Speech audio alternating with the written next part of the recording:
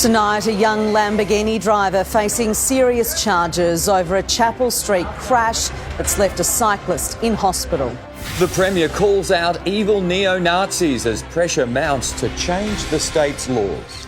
Gary Ablett reveals a brain damage shock with the footy champions set to sue the AFL. Fire controllers face off with locals over backburning on the Great Ocean Road. Thousands hit the streets of Melbourne for Run for the Kids. And double trouble at the MRO as the Bombers teach the Hawks a round one lesson. Live from Melbourne, 7 News with Rebecca Madden and Mike Amor. Good evening. A 24-year-old Lamborghini driver is facing serious charges after hitting a cyclist with his luxury car on Chapel Street. The rider was badly injured and taken to hospital as witnesses revealed a twist to what led to the crash. An $800,000 Lamborghini Aventador sits smashed up on Chapel Street. Police say the young driver had just hit a man crossing the road on a push bike. The whole moment was very quick. He was in the air 1 second, the car was parked and there was thousands of people around him. Moments earlier, the 46-year-old cyclist was inside this bottle shop. The shop attendant claims he was fleeing from security guards with a stolen six-pack when he got hit. He jumped on his bike, just went through the cars here and just out into the road, and then he was flung in the air. He was taken to the Alfred Hospital with serious injuries. A 14-year-old passenger in the Lamborghini suffered minor injuries. He just looked very, very traumatised and worried for the older bloke, the driver, which I thought was his brother. The rare Lamborghini with personalised plates is frequently spotted doing laps of Chapel Street. The driver offered a free ride to this car enthusiast 2 weeks ago.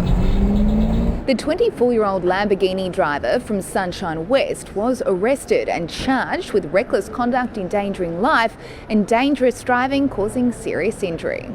The cyclist has a long recovery ahead. He shouldn't have robbed us, I guess. Christy Cooper, 7 News.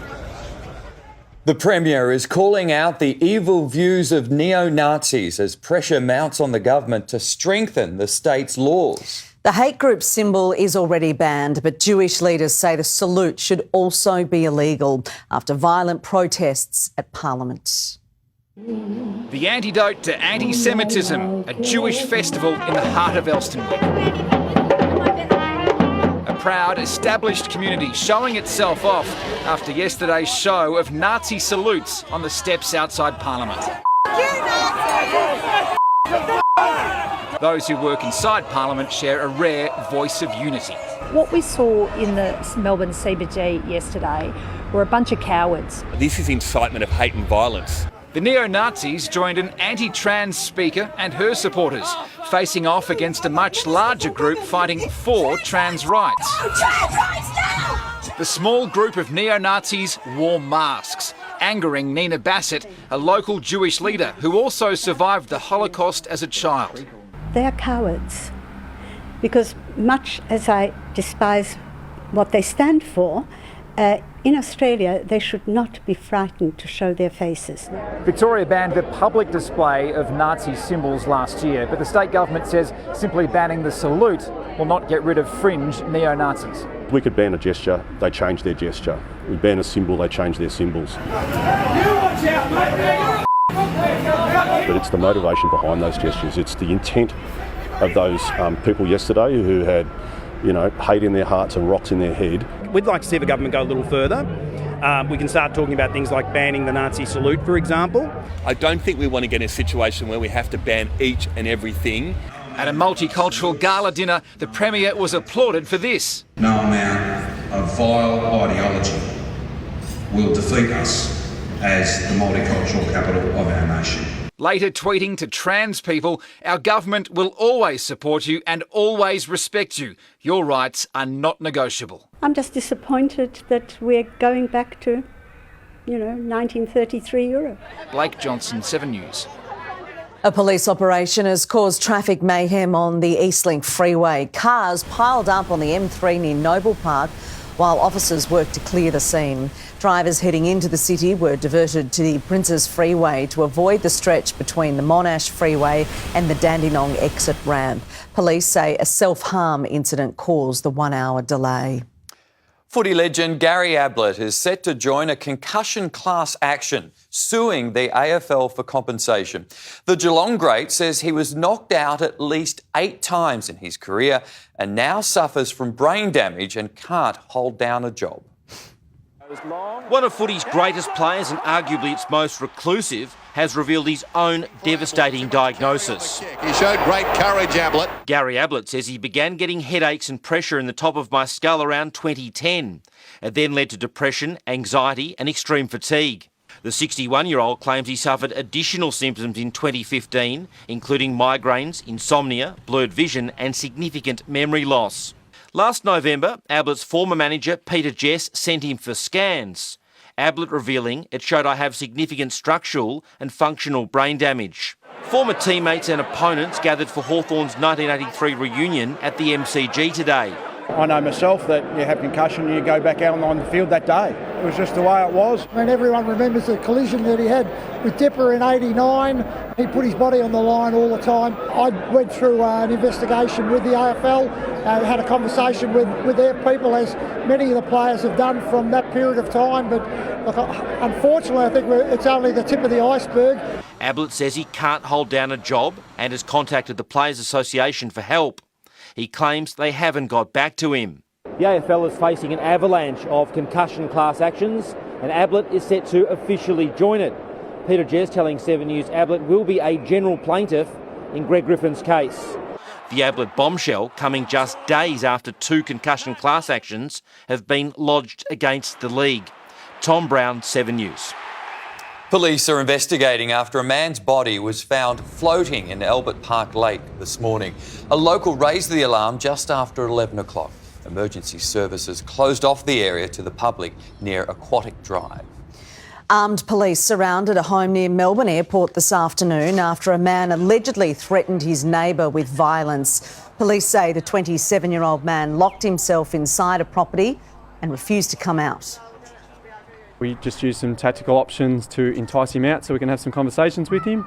And from there, they had observations on him. We're able to peacefully talk him out.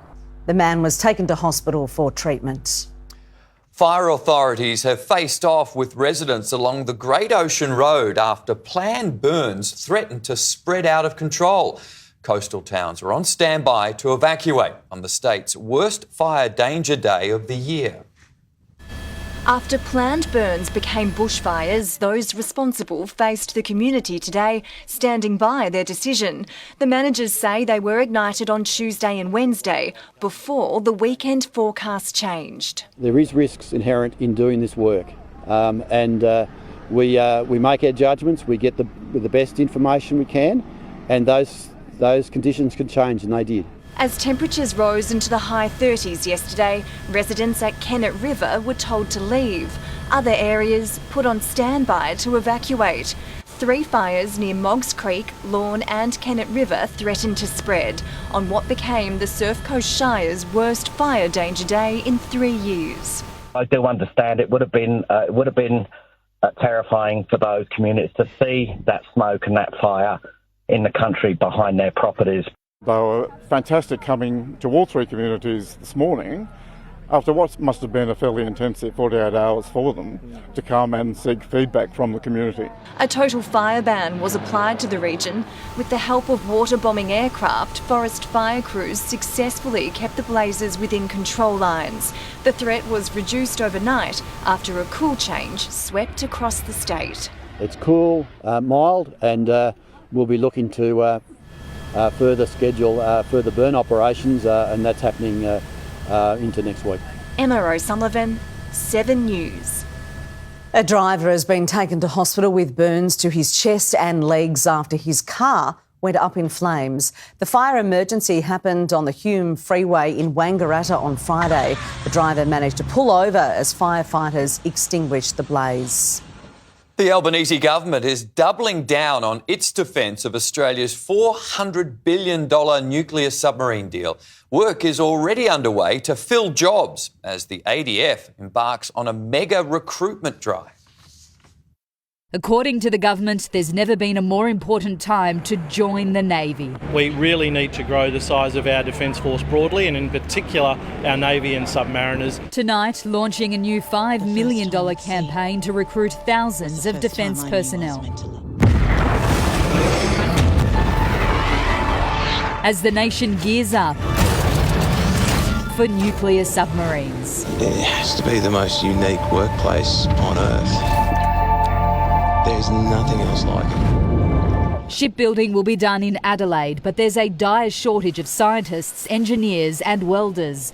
In London, the South Australian Premier signed a deal to offer nuclear qualifications at local universities. This historic agreement is a big step in the right direction. As the Defence Minister once again defends the need for the submarines. China is seeking to shape the world around it in a way that we've not seen it do, prior to the last decade. Richard Miles says it's not about a potential conflict over Taiwan, but rather protecting vital trade routes through the South China Sea. That body of water right there is a body of water through which most of our trade goes. A lot of that trade goes to China, but all of our trade to Japan, all of our trade to South Korea. Despite the criticism from China over the AUKUS deal, the federal government is confident that a visit to Beijing by the Prime Minister this year to mend the ongoing trade dispute is still on the table. Those discussions will continue this week, and I'm still very confident that the offer to go to China is still there. Hoping the submarine deal doesn't sink his chances of rebuilding the relationship.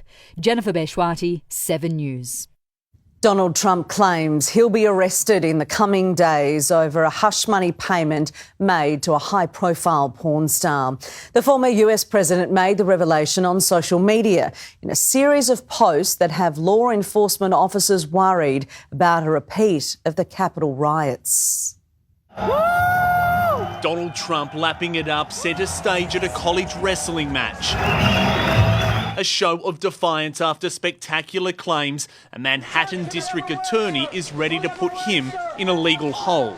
The far and away leading Republican candidate and former president of the United States of America will be arrested on Tuesday of next week. It's horrendous. Our Constitution is just blown to bits. They're making stuff up that they've never used against anybody because they hate Trump.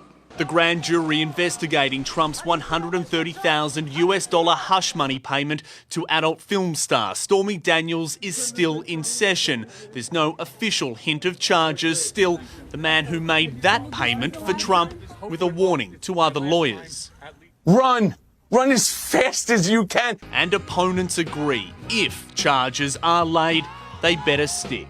If they indict and fail to convict in New York, I think historians would look back and say that is the act that re-elected Donald Trump president. Whipping up supporters, Trump writing online, "Protest, take our nation back." Language that's tonight been likened to that used in the lead up to January 6, fanning fears of more political violence. People understand that if they give voice to this, if this occurs on Tuesday, that they need to do so peacefully. Republicans on Capitol Hill now diverting money to investigate politically motivated prosecutions as Donald Trump braces for this next stormy chapter.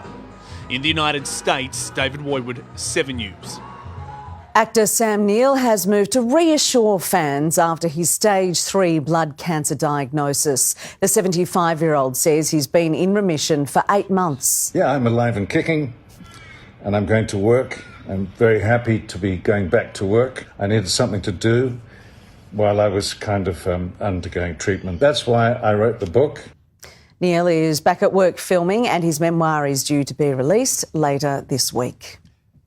Doctors have revealed jockey Theo Nugent suffered a fractured vertebrae in a fall at Moonee Valley yesterday. The 24-year-old was also heavily concussed and is recovering in the Royal Melbourne Hospital. He's the fourth Victorian jockey in 3 weeks to be treated in hospital after race falls. Well, Melbourne was brought to a standstill this morning, but it was all for a good cause. Tens of thousands took part in the annual Run for the Kids, raising much-needed funds for the Royal Children's Hospital. Raising money and an early morning sweat. Almost 20,000 in the 17th annual Run for the Kids for the Royal Children's Hospital. Thinking about the sick kids and how we're out here helping them. Is this part of the warm-up? It is. At my age, I've got to warm up as much as I can. Families grateful for the hospital helping kids, like Jamie, who was born with a heart condition. It's very special. It's a great way for us to say thank you. Mason, who has an eye and kidney condition. The Royal Children's has been phenomenal, and he wouldn't be here without them. Nate, whose leg is being lengthened. He's our inspiration. He's our hero. He's incredible. And in memory of kids lost. Just to wear this beautiful face on my shirt in front of all these people, it means a lot. There were queues for a coffee hit. Just filling up for the day. And the toilet. You're waiting to have a last-minute nervous wee? Exactly. Yes, already had 3 over there, now 1 more here. Among them, princesses, pets, fairies too. As a fairy, will you be using your legs or your wings? Whatever gets me over that bridge. Even TV reporters. We have the crime, the sunrise and the political reporter. We have got anything covered if it happens out here on the course today. Some carried extra weight on their shoulders. Daniel Dalguish carried 60 kilograms extra on his back and became the biggest individual fundraiser. His daughter Maddie passed away in the hospital aged just 12 days. They looked after us, supported us even afterwards, so I thought I'd do something to give back. The exercise is good for the heart and the cause is good for the heart too. So many people with connections to the Royal Children's Hospital and some without. I've never had a connection to the hospital and just want to get involved. After snaking through the city, relief. You know what this is? It's the last hill. Yeah. How are you going? Oh, look, this is amazing. It's the longest I've ever run. How are the legs holding up so close to the end? Legs are all right, lower back's a bit sore. Glory for the winners and $1 million raised for the Royal Children's Hospital. Paul Dowsley, 7 News. Well, the AFL has come down hard on Lance Franklin and a Demons premiership hero. Chief football reporter Tom Brown has the latest. Hi, Tom. They've both been rubbed out by the MRO. Beck, a landmark case in the case of Pickett. He's received 2 weeks for that bump on Smith. Smith wasn't injured, but the key here is the potential to cause serious injury. The Demon Pickett rubbed out for a couple of weeks. Buddy Franklin will miss at this stage against Hawthorn next week. He's received a week, Buddy, the superstar, for that bump on Collins. Beck, just finally, the AFL have just told me this round is on track to be the 3rd highest attended round in the history of the game. Almost 400,000 spectators. I'll be back live from the Bombers room shortly in sport, Beck. All right, that is huge. Thank you very much, Tom. Well, the Bomber Blitz has kick-started Brad Scott's reign in red and black. Andrew McCormack, Essendon spoiled the party of an arch rival. Well, Beck, it was supposed to be a day of celebration for Hawthorn, and while the Hawks bounced out of the blocks at the G, a Bombers son of the gun lit up the afternoon. We'll have all the fallout shortly. Plus, the giant climb that set an early standard for Mark of the Year. Exalted Heights stands to attention and drags down a magnificent mark. Also, the latest on a key Bulldogs sent to hospital as Luke Beveridge pleads patience after their forwards fall flat. An Aussie golf star's run in with a not-so-friendly Arizona local, and another brutal bump is set to keep the match review busy tomorrow. We'll have more on that shortly. OK, thanks, Macca. A cricket grand final has erupted into violence in Melbourne's north with police and paramedics called to help. Details next on 7 News. Also ahead, small businesses in big trouble, the new warning for Australia's economy. Rod Stewart issues a heartfelt apology to Victorian music fans. Later, a Brownlow medalist tearful reunion 10 years in the making. And after yesterday's warm weather, we've now got showers on the way. I'll let you know when after sport. Leaders of the Hillsong Church have apologised to members after claims of extravagant spending were tabled in federal parliament. Right now it seems trust is low, and that's understandable. I know many of you want answers immediately. The church says an independent third-party review is now underway. Police and paramedics have been called after a wild brawl broke out during a cricket grand final in Melbourne's north. Witnesses say spectators clashed with players as the violent showdown was live streamed. Flashpoint with a swing of the bat as the gentleman's game turns violent. The brawl broke out between Laylaw and Bundura during a local cricket grand final in Preston. The six sparked an argument between rival players. Others joined in before spectators got involved. Emergency services were called and the live stream of the game was promptly switched off. How do I turn this thing off? A man in his 20s suffered minor injuries and was treated by paramedics. Both clubs are speaking with those involved. The North Metro Cricket Association is also investigating. Police say no charges have been laid. Kathleen O'Connor, 7 News. Music megastar Rod Stewart has revealed new details about the shock last-minute cancellation of his Geelong concert. The 78-year-old says he's been diagnosed with a viral infection with his throat too irritated to sing. The British singer apologised to fans, saying he's absolutely downhearted to disappoint them. Cyndi Lauper and John Stevens were also due to perform at a Day on the Green. Small business bankruptcy is on the rise across Melbourne in the latest sign of an economic downturn. Record inflation and surging interest rates have business owners going to extremes to stay afloat. Rates, inflation and the cost of living have all been blowing up.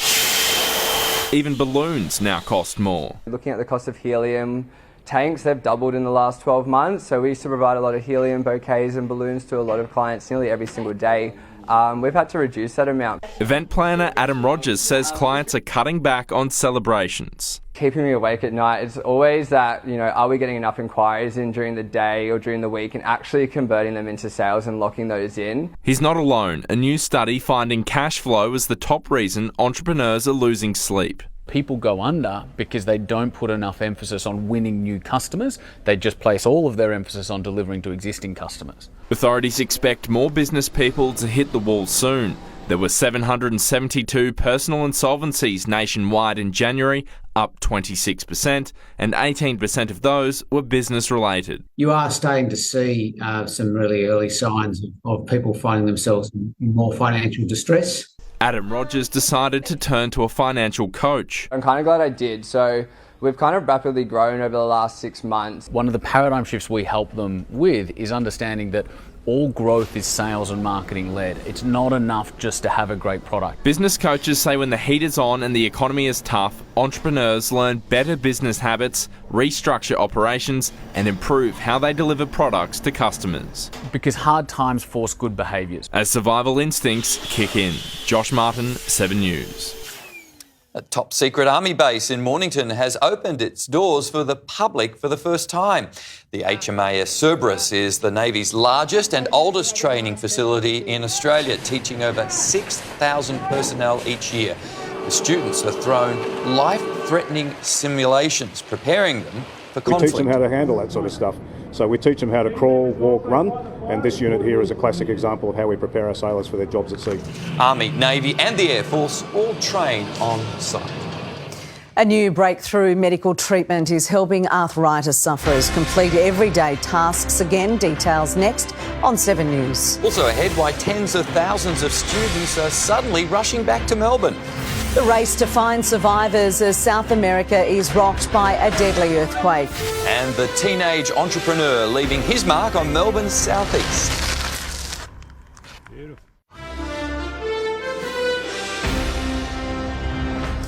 Melbourne monster truck fans are demanding a full refund after an event at Calder Park. Dozens of spectators say the show was overcrowded with very few trucks on show over the hours-long event. Children were also captured hanging over the safety barriers and fans were left without any water throughout the hot day. Organisers have now deleted details of the event from social media.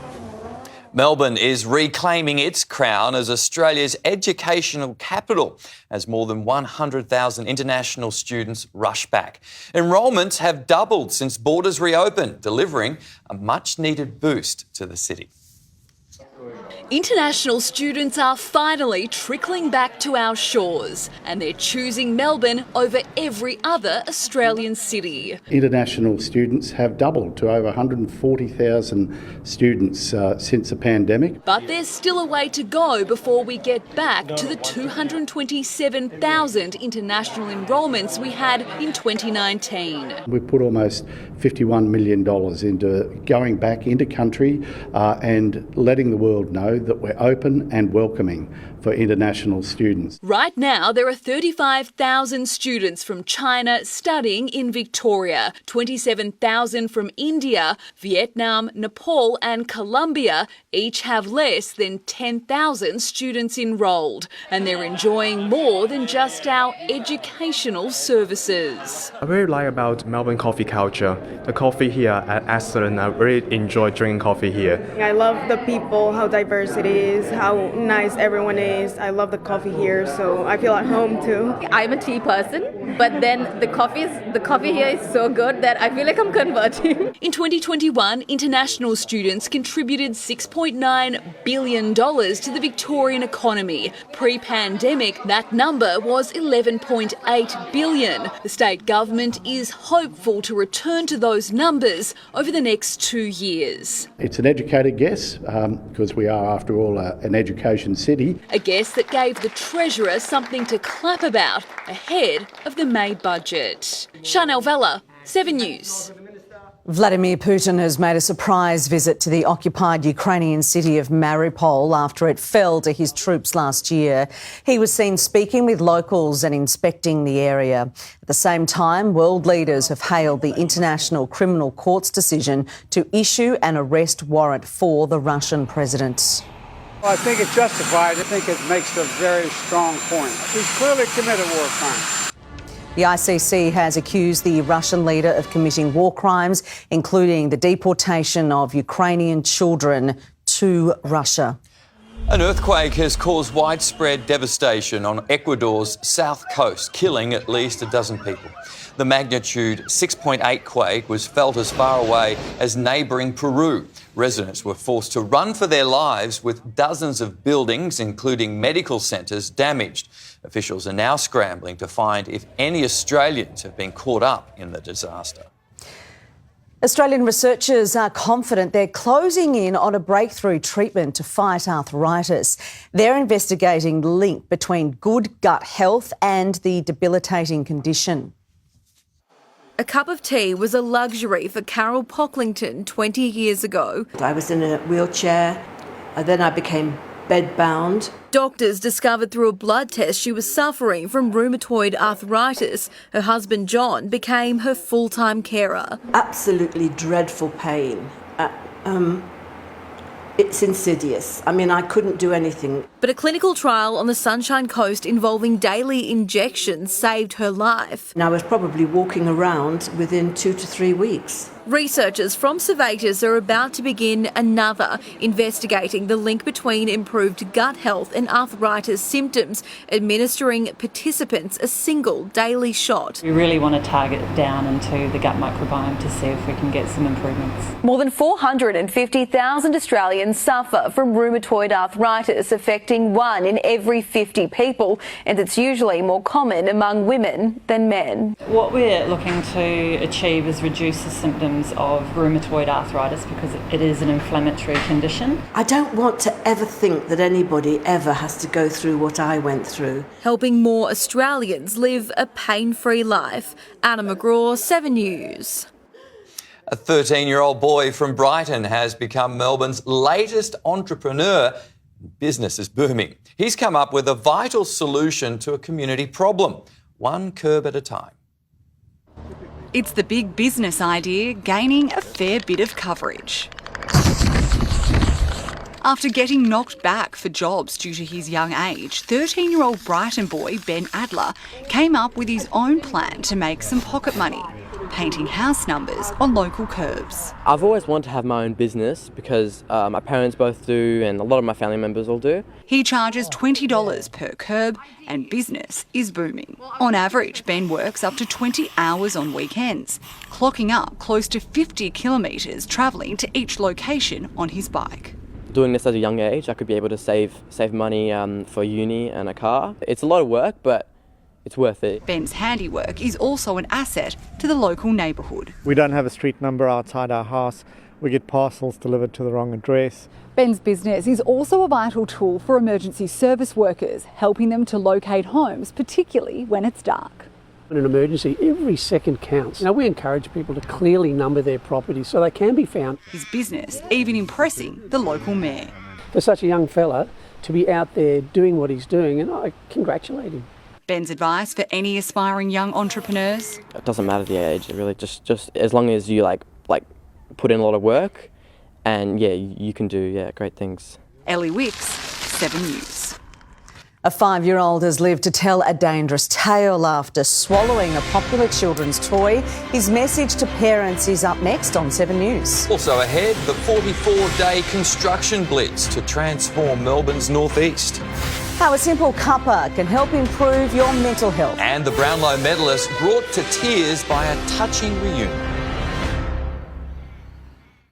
Just 4 days into construction, the new Greensborough train station is quickly coming together. It'll take 6 weeks to build and includes 3.5 kilometres of new duplicated tracks. Along with the upgraded Montmorency station, it will provide more trains in the morning peak. It will mean more trains. Just moving on now, a mother has a powerful message for parents after her 5-year-old boy was hospitalised for swallowing a popular toy. It's banned in Australia, but online sales mean it's harder than ever to enforce.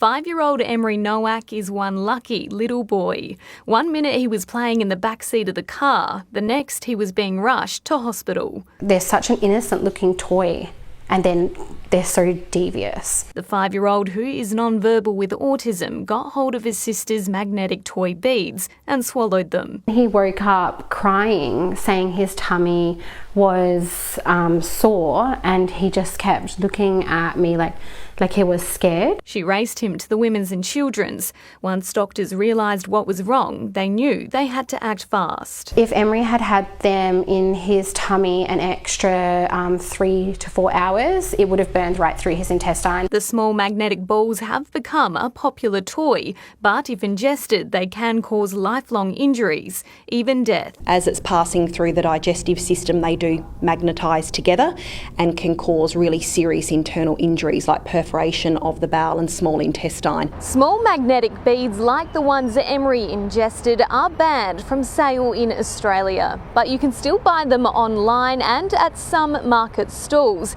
If you have them at home, the advice is to throw them away immediately. Experts say it simply isn't worth the risk. Thankfully, little Emery is well on the road to recovery. I feel better now. Jasmine Turlings, 7 News.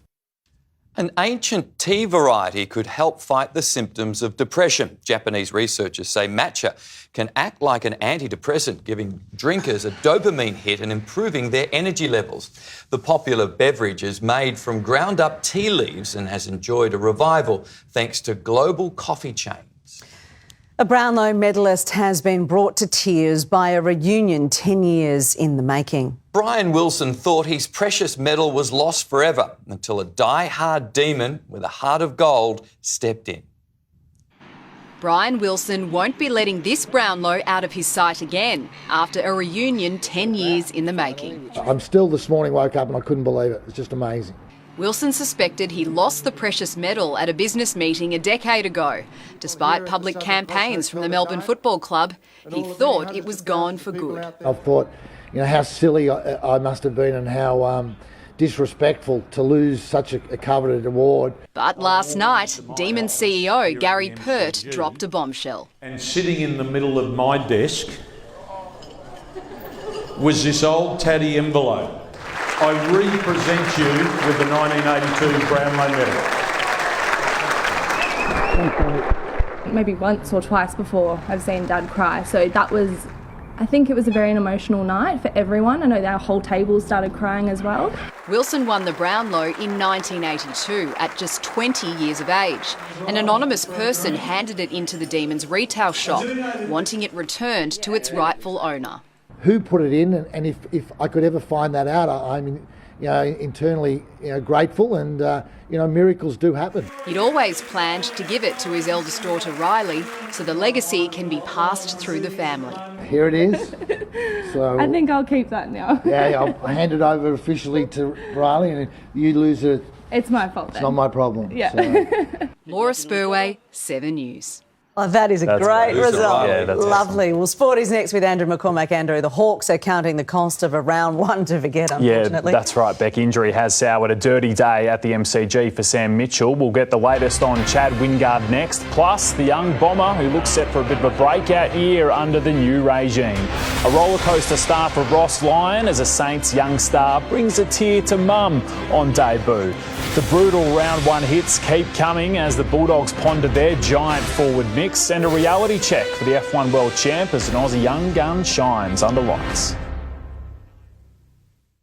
Welcome back. The old and the new has fueled an emphatic Essendon victory to kick off Brad Scott's reign at Bomberland. The return of Anthony McDonald-Tipungwuti had the crowd on its feet as a second half blitz blew the Hawks away by 59 points at the G. It was the first challenge for new skippers Zach Merritt and James Sicily, and their debutantes didn't disappoint. Brilliant finish! Welcome to the Hawks, Fergus! Fergus Green kicking a goal 1,667 days since his last AFL game. Carl Amon following suit as the Hawks took the early lead. Goes for it and gets it! CJ put on a show for the MCG crowd. Launches, puck rolling, Shankwell Jazz! How good was that? Then father-son Alwyn Davey Jr. made his mark on debut. Kicks his first goal in the big time, and have a look at Dad. Sam Wiedemann impressed in his new colours, and Essendon were on the march, ahead by 16 at half-time. Big celebration, big goal for Draper.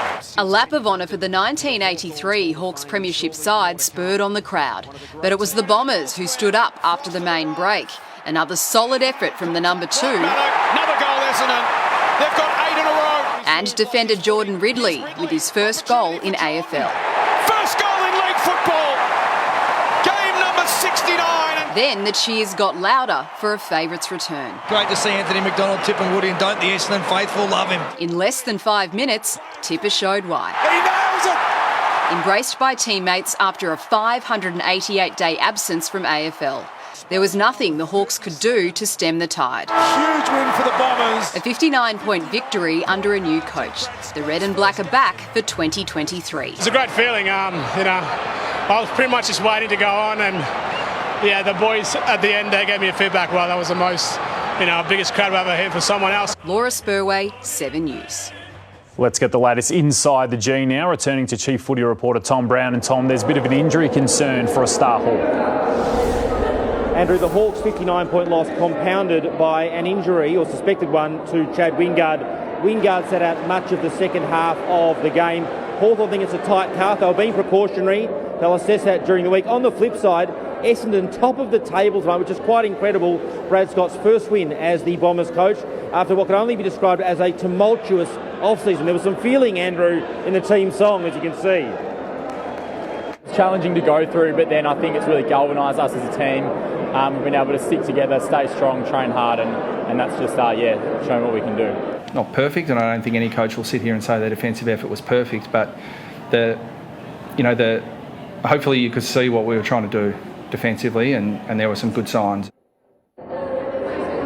The Bombers, this bit to celebrate, they've got some winnable games coming up, Andrew. Peter Wright was in the rooms. He'll have surgery in coming days on that shoulder. He won't be back, unfortunately, any time soon. And just finally on concussion tonight, Andrew, Kath Tuck currently in Supreme Court regarding the Tuck concussion issue. I've spoken to Peter Jess today. They're looking at whether other wives, partners and even children can join that action in regards to concussion for things like financial hardship and suffering as a result of the player's concussion. That would be a case in terms of a first, but Peter Jess is looking at joining wives and partners in the Tuck case as a legal first, Andrew. Thanks, Tom. Tom Brown there. St Kilda, meanwhile, is taking it right up to Fremantle in Ross Lyon's first match in charge. A pair of 50-metre penalties for umpire dissent gifted the Dockers 2 goals in the opening half before the Saints' top draft pick, Mateus Filippo, got on the board.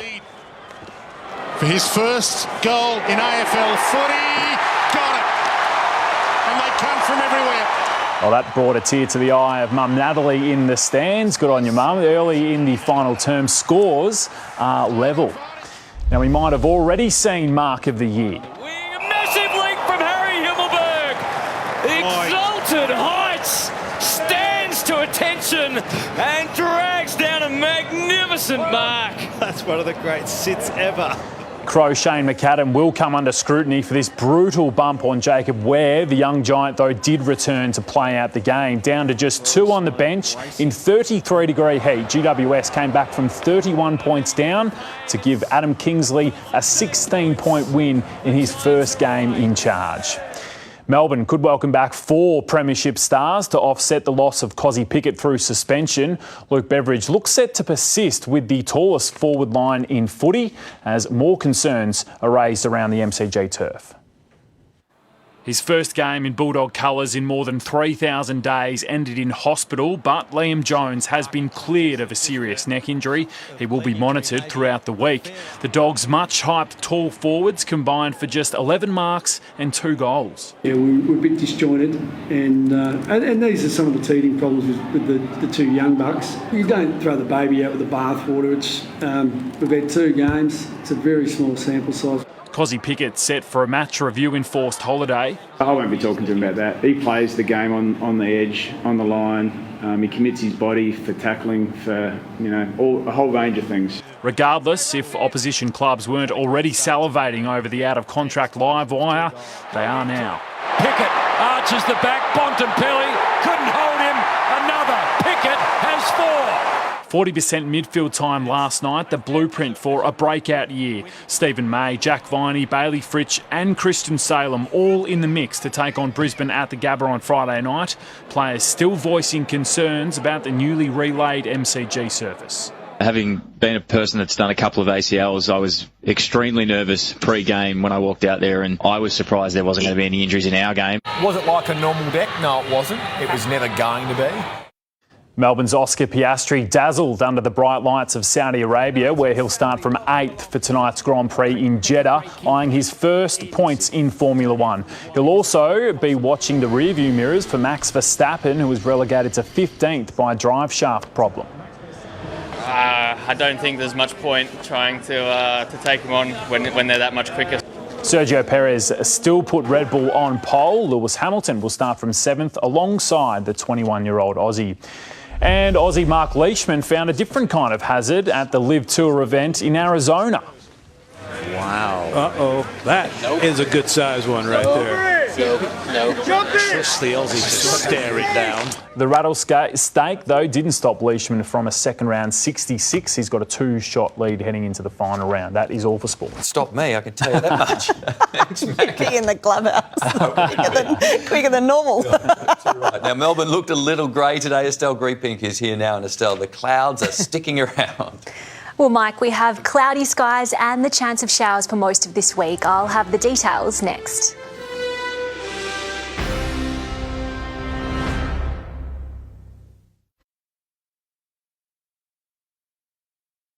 Monday on 7 News. The big switch for big savings as Victorians battle power price pain, helping families to cut home energy bills by thousands of dollars. Honestly, it's a win-win situation for us. Only on 7 News with Peter Mitchell at 6. Hello again. We've had a rather grey day in Melbourne with far more settled weather than yesterday. Today's conditions were a taste of what's to come as we begin the working week. This is what it looked like at sea for today, where it reached a top of 19. It was also cloudy at the basin. It got to 15 there.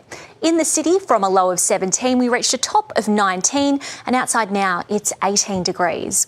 In comparison to yesterday's hot day, maximum temperatures were up to 5 degrees below average, although Wodonga still managed to get to 37.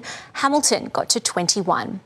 Tomorrow we're looking partly cloudy in the southeast with possible showers. There could be dry thunderstorms about the northeast, but it'll be dry elsewhere. Across our suburbs, expect some cloud cover with a break in the afternoon. Point Cook will reach 21 degrees, much cooler than yesterday's temperature of 38. In the city, from a low of 15, we'll reach a top of 21. To the 7-day outlook, and we've got a high chance of showers, most likely in the afternoon and evening on Tuesday. The city could see up to 10 millimetres of rain, and some suburbs could even cop a thunderstorm. We rise up to 24 degrees on both Wednesday and Thursday, but both days bring the chance of showers. Friday could have a possible morning shower, but after that, we should stay dry. But tomorrow we should get a mix of sun and cloud. From a low of 15, we're headed for a top of 21. So, Mike, a rather mild start to the week. Yeah, mild indeed. Thanks, Estelle. And that's 7 News for this Sunday. We'll have updates throughout the evening. But for now, from the 7 News team, take care. Good night.